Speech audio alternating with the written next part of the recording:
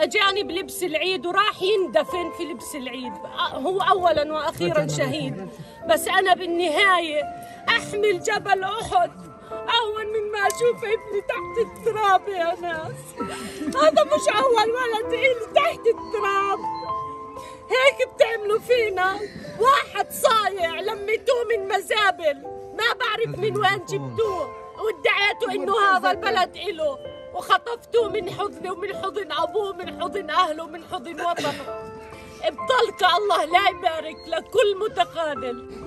أنا رسالتي للعالم، رسالتي الله لا يسامح كل واحد متخاذل. كل أم شهيد مني لكل أم شهيد في هالبلد حطت دم ابنها وأسكت دم ابنها على تراب هالوطن على لسانها. أنا بقول الله لا يسامح كل متخاذل. آمين يا رب. فدا الأقصى وفدا فلسطين.